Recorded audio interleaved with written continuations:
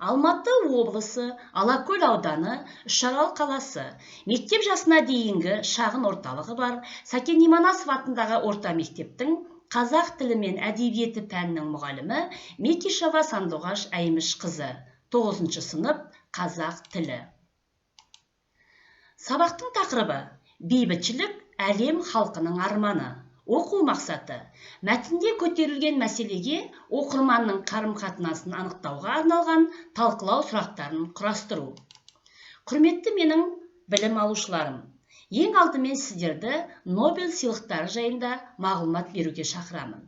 Нобель сыйлықтары жыл сайын әйгілі ғылыми зерттеу, революциялық жаңалықтар, немесе мәдениет, не қоғам дамуына зор үлес қосатын жұмыстар үшін берілетін халықаралық сыйлықтардың ішіндегі ең танымалдарының бірі.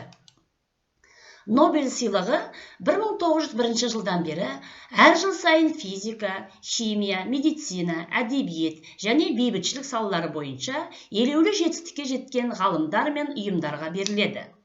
Марапаттау рәсімі жыл сайын 10 желтоқсан күні өтеді.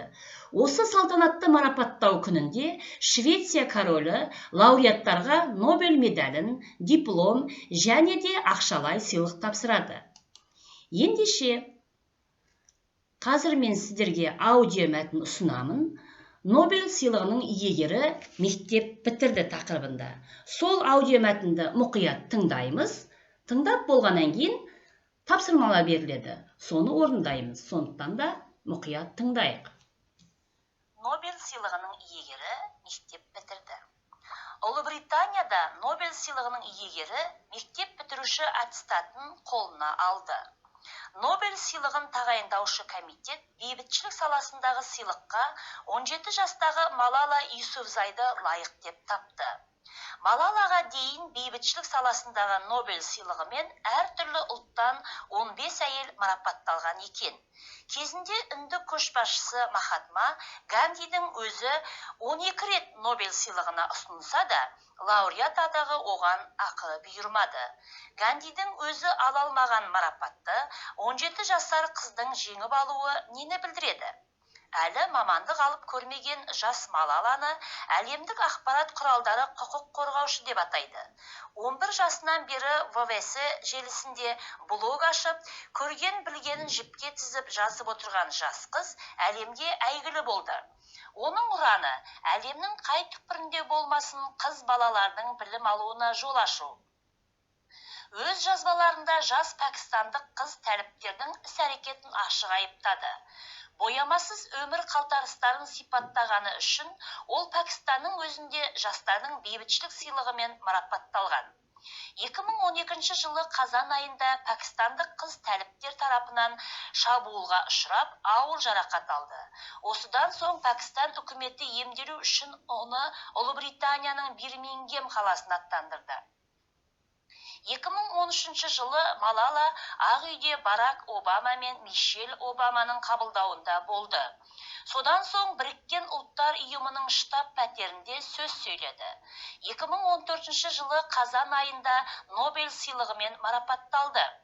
Нобель сыйлығының ең жас иегері Ливанда Сириядан қашқан босқын қыздарға арналған мектеп ашты.